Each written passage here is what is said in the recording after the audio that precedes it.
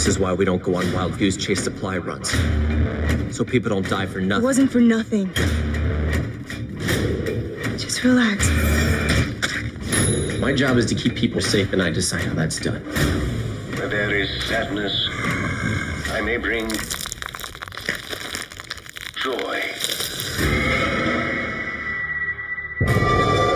Maligayang pagbabalik sa kwentong recap. Galog sa video na ito ay inyong matutunghayan ang horror action Netflix film story na may title na Day of the Dead Bloodline na inilabas noong 2018, kaya set back and enjoy the video. Sa pag-uumpisa ng istorya, makikita ang pagsisimula ng isang malawakang pag-atake ng mga zombie sa isang malaking syudad. Makikita rin na tila hindi inaasahan ng lahat ng tao ang ganitong mala-impyernong sitwasyon. Hindi nagtagal ay nabalot na lang ang buong syudad ng mga sigaw at pag-iyak ng mga kinakain ng mga tao.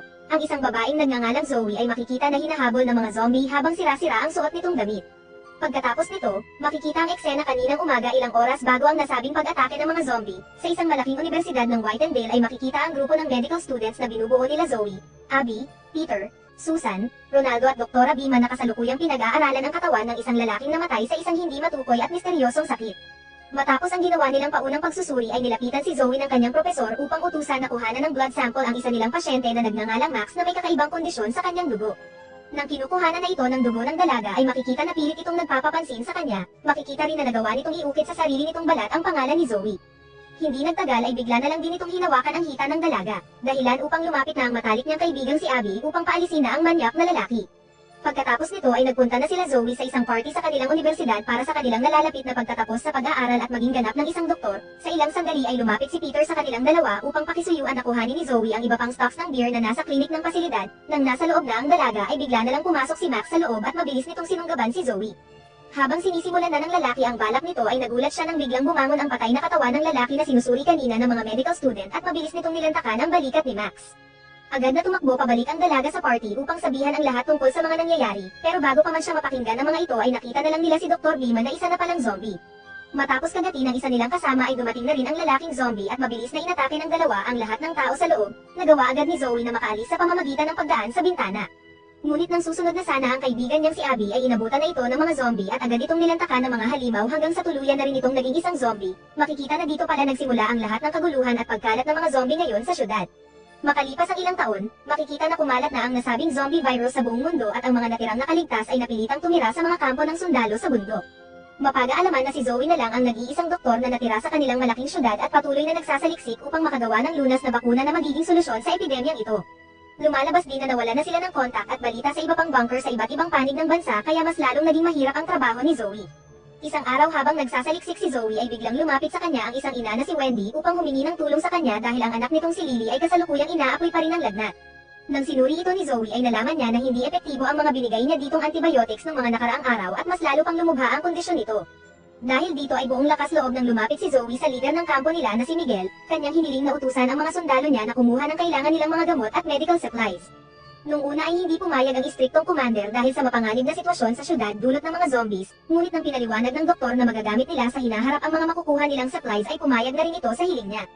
Pagsapit ng kinabukasan, si Zoe kasama ang isang grupo ng sundalo sa pangunguna ni Barry na boyfriend din ni Zoe ay nagbiyahe sila papunta sa syudad upang kuhanin ang mga kailangang gamot at supplies. Habang nasa kalagitnaan ng paglalakbay papunta sa nasabing syudad ay hindi nila inaasahan na masisira ang sasakyan na kanilang ginagamit. Habang inaayos ng mga kasama nila ang sasakyan ay inabot na sila ng dilim at hindi nagtagal lahat ng kanilang kinakatakot ay nangyari na nang biglang sumugod ang mga hindi mabilang na mga zombie. Wala silang nagawa kung hindi magkulong na lang sa kanilang mga sasakyan. Nang malapit na silang mapalibutan ng mga halimaw ay isang milagro na bigla na lang gumana ulit ang nasirang sasakyan kaya agad na silang umalis upang ipagpatuloy ang kanilang misyon. Makalipas ang ilang oras ay narating na nila ang lumang universidad, agad silang nagtungo kung saan nakalagay ang mga supply ng gamot at iba pang mga gamit. Hindi nagtagal ay sinugod na sila ng mga zombie na nasa loob. Nang makumpleto na nila ang pagkuha ng mga gamot at malapit na sana silang umalis ay bigla na lang nakagat ang isang sundalong si Frank ng isang zombie. Dahil dito ay wala na silang nagawa pa kung hindi iwanan na ito. Kasabay nito ay makikita ang isang zombie na si Max na tila kakaiba ang kinikilos ng bigla na lang pinulot at inamoy nito ang nahulog na tali ng buhok ni Zoe. Makalipas ang buong magdamag nang makabalik na ang grupo at nalaman ng commander ang nangyari kay Frank ay lubos na sinisi nito si Zoe. Habang patuloy na nagtatalo dahil sa nangyayaring sisihan ay hindi nila napansin na ang nasabing zombie na si Max ay nakakapit na pala sa ilalim ng sasakyan nila. Makikita na palihim rin itong pumasok sa loob ng kampo na para bang isa pa ring tao dahil sa kakaibang talino nito, pumasok rin ito sa isang air vent upang hanapin ang kinaroroonan ni Zoe. Nang makita na nito ang pinagnanasaan niyang babaeng si Zoe ay agad niya itong hinabol sa isang pasilyo. Agad rin namang napatakbo ang dalaga nang makita niya ang zombie. Nang pinindot niya ang alarm sa buong kampo ay napasugod na lang sila Barry at iba pang sundalo upang tulungan siya. Sa huli ay nagawa rin siyang ma-corner nito pero makikita na hindi man lang siya kinagat ng zombie na si Max. Pagkarating ng kanyang nobyo ay inutusan ni Zoe ang mga ito na huwag patayin ang zombie dahil maaaring ang zombie na ito na ang solusyon para sa bakuna na matagal na nilang hinahanap. Matapos maigapos ang zombie ay dumating na si Commander Miguel at gusto nitong tapusin ang nasabing zombie. Agad namang tinutulan ito ng doktora at pinaliwanag ang zombie na ito ay naiiba sa lahat dahil tila may sarili pa rin itong pag-iisip at hanggang ngayon ay naaalala pa rin siya nito na para bang isa pa ring tao. Sa huli ay pumayag na rin ang commander na pag-aralan ang zombie nang makita nito na hindi man lang kinakagat si Zoe matapos nitong ibigay ang sarili nitong braso. Makalipas ang ilang araw na pagsusuri sa zombie ay kanilang nalaman na hanggang ngayon ay gumagana pa rin ang normal ang utak at puso nito kahit na nabulok na ang halos buong katawan ng nilalang. Nang kukuhanan na ito ni Zoe ng dugo ay walang nagawa ang doktora kung hindi pumayag sa pagnanasa at pagdila nito sa kanyang mukha. Matapos nito upang lubos na malaman kung magagamit ba nilang bakuna ang dugo ng zombie na si Max ay kinailangan nila ng isa pang dugo na galing naman sa isang zombie sa labas. Nang makumbinsi niya si Barry ay palihim silang kumuha ng zombie sa labas na hindi alam ng kanilang commander. Nagawa naman nilang makakuha ngunit sa hindi inaasahan ay hindi nila napigilan ang puwersa ng daang-daang zombie na nagpupumilit na binuksan ang harang na bakod ng kampo. Agad na kinagat ng mga ito ang iba nilang kasama at wala na silang nagawa pa kung hindi bumalik na agad sa loob. Nang malaman ng commander ang kanilang ginawa ay hindi nito napigilan ang galit nito. Walang alinlangan nitong tinapos ang isang sundalong nakagat sa kamay kahit pa sinabi ni Zoe na malapit na niyang makumpleto ang nasabing bakuna. Nagbanta rin ang commander na tatapusin na niya ang zombie na si Max kung hindi niya magagawang matapos ang sinasabi niyang bakuna sa loob ng 10 oras. Dahil dito ay hindi na nagsayang pa ng oras si Zoe at pilit niyang inaral pa ng mabuti ang mga nakuha nilang blood sample. Sa ilang sandali ay pumasok ang dalawang sundalong sila Alphonse at Lucy upang bigyan si Zoe ng maiinom nitong kape.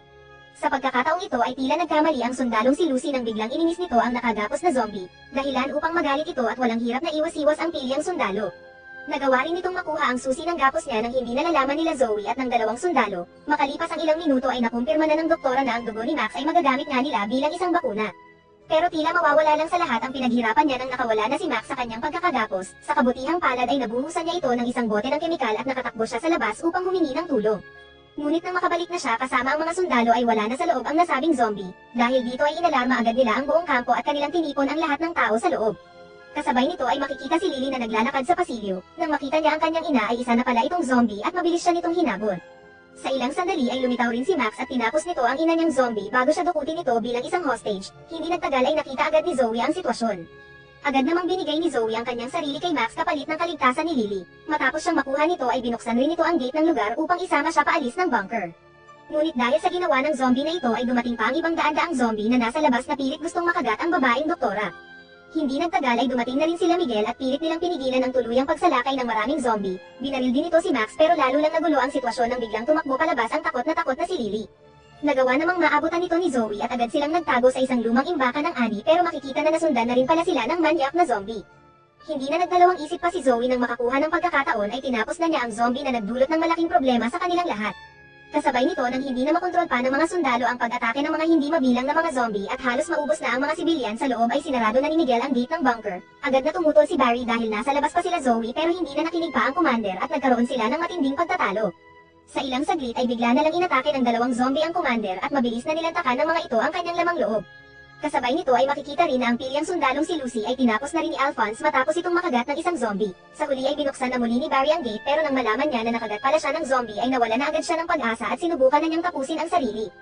Sa kabutihang palad ay nakita agad ito ni Zoe at agad niyang kinumbinsi ang nobyo na kaya niyang gamutin ang virus sa katawan niya dahil nakumpleto na niya ang nasabing bakuna. Sa pagtatapos ay nagawa ngang magamot ni Zoe si Barry gamit ang nasabing bakuna. At sa wakas ay unti-unti na silang nakapamuhay sa labas at pilit na bumabangon sa pinsala na dinulot ng kumalat na epidemya ng mga zombie.